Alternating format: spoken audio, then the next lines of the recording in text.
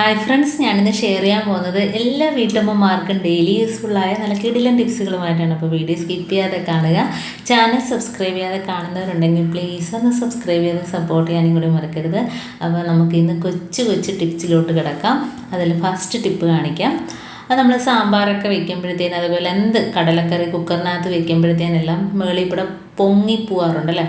അപ്പം അങ്ങനെ ഇല്ലാതിരിക്കണമെങ്കിൽ കുറച്ച് വെളിച്ചെണ്ണ ആ മുകളിലൊന്ന് തടവി കൊടുത്താൽ മതി. അപ്പോൾ നമ്മൾ എന്ത് കറി വെച്ചാലും മുകളിൽ കൂടി പൊങ്ങി തൂവി ഗ്യാസ് അടുപ്പിലൊന്നും ആവില്ല. അപ്പോൾ നമ്മൾ വിസിൽ വരുന്നതിന് മുമ്പായിട്ട് തന്നെ നമ്മൾ ഇതേപോലെ അടുപ്പത്ത് വെച്ച ഉടനെ കുറച്ച് എണ്ണ ഇതേപോലെ ഒന്ന് തടവി കൊടുത്താൽ മതി. അപ്പോൾ നമ്മൾ എത്ര വിസിലടിച്ചാലും പുറത്തോട്ട് ചീകി പോകത്തില്ല. അപ്പോൾ എന്നുണ്ടെങ്കിൽ ഞാൻ കാണിച്ചു തരാം. വിസിലടിക്കുമ്പോൾ കണ്ടോ, ഒരു തുള്ളി പോലും പുറത്തോട്ട് വരുന്നില്ല, കണ്ടോ. അപ്പോൾ ഇതേപോലെ ചെയ്യുകയാണെങ്കിൽ നമ്മുടെ കുക്കറിൻ്റെ മുകൾ ഭാഗമൊന്നും ചീത്തയാവില്ല, കറിയുടെ മസാല ഒന്നും പിടിക്കില്ല. നമുക്ക് നെക്സ്റ്റ് ടിപ്പിലോട്ട് കിടക്കാം. അപ്പോൾ മുട്ട വേവിക്കുമ്പോൾ കുറച്ച് വിനാഗിരി ഒഴിച്ചു കൊടുക്കുക. അപ്പോൾ വിനാഗിരിയാണ് ഞാൻ ഒഴിച്ചു കൊടുത്തത്. 1 സ്പൂൺ അളവിൽ വിനാഗിരിയും 1 സ്പൂൺ അളവിൽ ഉപ്പും ഇട്ട് കൊടുക്കുകയാണെങ്കിൽ മുട്ട നല്ല സോഫ്റ്റായിട്ട് വെന്ത് കിട്ടും കേട്ടോ. അപ്പോൾ മുട്ടത്തോട് ഇളകുന്നതിനും പാടൊന്നുമില്ല. മുട്ട പൊട്ടിപ്പോവാതെ തന്നെ നമുക്ക് കുക്കറിനകത്ത് ഒരു വിസിലടിക്കുമ്പം തന്നെ നല്ല രീതിയിൽ വെന്ത് വരും. അടുത്ത ടിപ്പിലോട്ട് കിടക്കാം. അപ്പം നമ്മൾ കത്രികയാണേലും അതേപോലെ എന്ത് തുരുമ്പിച്ച സാധനങ്ങൾ എന്തുണ്ടെങ്കിലും നമുക്ക് ഇതേപോലെ ഒന്ന് കുറച്ച് വാസിൽ തേച്ച് കൊടുക്കുകയാണെങ്കിൽ നമുക്ക് ആ ടൈറ്റൊന്ന് മാറിക്കിട്ടും. നല്ല രീതിയിൽ നമുക്ക് കത്രിക ഉപയോഗിക്കാനായിട്ട് പറ്റും. തുരുമ്പൊന്നും കാണത്തില്ല. എത്ര നാൾ വേണേലും നമുക്ക് തുരുമ്പിക്കാതെ തന്നെ കത്രികയാണേലും കത്തിയാണേലും എല്ലാം ഇതേപോലെ ഉപയോഗിക്കാനായിട്ട് പറ്റും കേട്ടോ. അടുത്ത ടിപ്പിലോട്ട് കിടക്കാം. അപ്പോൾ നമ്മൾ തേയിലയൊക്കെ ഇട്ട് വെക്കുമ്പോഴത്തേന് അതിനകത്തൊരു 3-4 ഏലക്ക ഇട്ട് വെക്കുകയാണെങ്കിൽ നമുക്ക് പ്രത്യേകിച്ച് പൊടിച്ച് ചേർക്കേണ്ട കാര്യമില്ല. നമുക്ക് ചായ ഇടുമ്പോൾ നല്ലൊരു ടേസ്റ്റ് ഏലക്കയുടെ കിട്ടുകയും ചെയ്യും. അപ്പോൾ ഇതേപോലെ അടച്ചു വയ്ക്കുകയും ചെയ്യും. അടുത്ത ടിപ്പിലോട്ട് കിടക്കാം. അപ്പോൾ നമ്മൾ ദോശ ചുടുന്ന തവയെല്ലാം ഇതേപോലെ തുരുമ്പിച്ചിട്ട് നമ്മൾ ഒരുപാട് ദിവസമൊക്കെ ഉപയോഗിക്കാതെ മാറ്റി വയ്ക്കുമല്ലോ. അപ്പോൾ അങ്ങനെ ചെയ്യുമ്പോഴത്തേനും ദോശ ഇളകി വരാനൊക്കെ ഭയങ്കര പാടായിരിക്കും. അപ്പോൾ നമ്മൾ ഇതേപോലെ ഗുളികയുടെ ടാബ്ലറ്റ് ഒക്കെ മേടിക്കുന്നതിൻ്റെ കവറുണ്ടല്ലോ, അത് നമ്മൾ ഇതേപോലെ ഒന്ന് ആ ദോശയുടെ മാവിൻ്റെ പുറത്ത് വെച്ചിട്ടൊന്ന് ഇതേപോലെ ഒന്ന് തേച്ച് കൊടുക്കുക. അപ്പോൾ നമുക്ക് എത്ര തുരുമ്പിച്ച ദോശത്തവയാണേലും അതെല്ലാം മാറിയിട്ട് നോൺ സ്റ്റിക്ക് പാൻ പോലെ നമ്മൾ ദോശ ചുടുകയാണെങ്കിൽ നമുക്ക് പെറുക്കിയെടുക്കാം. ആ രീതിയിൽ നമുക്ക് ഇതേപോലെ കിട്ടും. അപ്പം എന്തുകൊണ്ട് അതിൻ്റെ അഴുക്കെല്ലാം പോയി കിട്ടും. കാരണം ഇതിനകത്ത് സോപ്പും കാര്യങ്ങളൊന്നും തന്നെ ചേർക്കുന്നില്ല. വെറും ദോശമാവ് വെച്ചിട്ട് തന്നെ ഗുളികയുടെ സ്ട്രിപ്പ് വെച്ചിട്ട് നമുക്ക് ഇതേപോലെ ഒന്ന് കഴുകിയെടുക്കാം.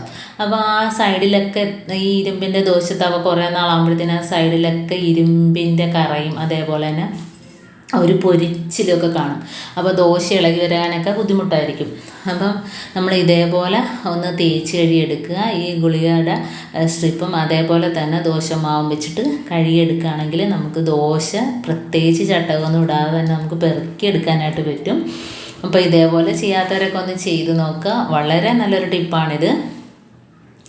ഇതാരും ചെയ്തിട്ടില്ലാത്ത ടിപ്പുമാണ്. അപ്പോൾ ഇത് വെച്ചിട്ട് ഒന്ന് കഴുകുക. കണ്ടോ, ഇതേപോലെ കഴുകണം. ആ സൈഡിലൊക്കെ ഒരു പരുപരുപ്പ് കാണും. അതെല്ലാം മാറിയിട്ട് നമ്മൾ നോൺ സ്റ്റിക്ക് പാനിൽ എങ്ങനെയാണ് ദോശ ചുടുന്നത് അതേ രീതിയിൽ തന്നെ കിട്ടും കേട്ടോ. അപ്പോൾ നിങ്ങളൊന്ന് ട്രൈ ചെയ്ത് നോക്കുക. എന്നാൽ അതിൻ്റെ റിസൾട്ട് നമുക്കറിയാൻ പറ്റത്തുള്ളൂ. ഇപ്പോൾ കണ്ടോ, കഴുകി എടുത്തിട്ടുണ്ട്. ഇനി നമുക്കൊന്ന് ഒരു തുണി വെച്ചൊന്ന് തുടച്ചെടുക്കാം. നല്ല രീതിയിൽ നല്ലൊരു ഗ്ലേസിങ് ആണ് അതിനകത്ത് ഇപ്പോൾ കിട്ടിയിരിക്കുന്നത് കണ്ടോ. അപ്പം നമുക്ക് ഒന്ന് തുണി വെച്ചൊന്ന് തുടച്ചെടുക്കാം. ഇനി നമുക്ക് അടുപ്പത്ത് വെച്ച് ദോശ ഇട്ട് ഞാൻ കാണിച്ചു തരാം. നല്ല രീതിയിൽ ഇളകി വരും. പൂ പോലെ നമുക്ക് പെറുക്കി എടുക്കാം. നല്ല സോഫ്റ്റും ആയിരിക്കും ദോശ കേട്ടോ.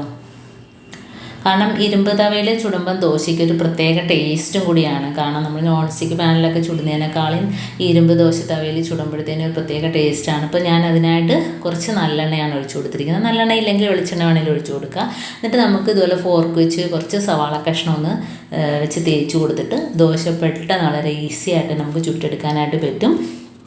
ഇപ്പം എന്താണ്ട് ഞാനിങ്ങനെ ചെയ്ത് കഴിയുമ്പോഴത്തേന് തന്നെ നമുക്ക് പൂ പോലെ ഇളകി വരും കണ്ടോ. തൊട്ടപ്പോൾ തന്നെ ഇളകി വന്നു. അത്ര നല്ല രീതിയിൽ നമുക്ക് ദോശത്തവ റെഡിയായിട്ട് കിട്ടിയിട്ടുണ്ട്. അപ്പോൾ ഇങ്ങനെ ചെയ്യാത്തവരൊക്കെ ഒന്ന് ചെയ്ത് നോക്കുക. അപ്പോൾ ഒന്നുകൂടെ ഞാൻ ചുട്ട് കാണിക്കാം. കണ്ടോ, നല്ല സോഫ്റ്റായിട്ട് തന്നെ ഇളകി വന്നിട്ടുണ്ട് കണ്ടോ. അപ്പോൾ ഇന്നത്തെ എൻ്റെ ഈ കൊച്ചു ടിപ്സ് നിങ്ങൾക്ക് ഇഷ്ടമായിരിക്കുന്നു. ഇതിലേതെങ്കിലും ഒന്ന് യൂസ്ഫുള്ളായിട്ട് തോന്നിയിട്ടുണ്ടെങ്കിൽ ഒന്ന് ലൈക്ക് ചെയ്യാനും കമൻറ്റ് ചെയ്യാനും സബ്സ്ക്രൈബ് ചെയ്യാനും മറക്കരുത്. അതേപോലെ ബെല്ലൈക്കൻ എനേബിൾ ചെയ്യാനും മറക്കരുത്. എന്നാൽ മാത്രമേ ഞാനിടുന്ന ഓരോ വീഡിയോസും നിങ്ങളുടെ വേണ്ടി നോട്ടിഫിക്കേഷനായി എത്തുകയുള്ളൂ. അപ്പം ഇനിയും ഇതുപോലുള്ള നല്ല നല്ല കിടിലൻ ടിപ്സുകളുമായിട്ട് വീണ്ടും കാണാം. അതുവരേക്കും താങ്ക്സ് ഫോർ വാച്ചിങ്.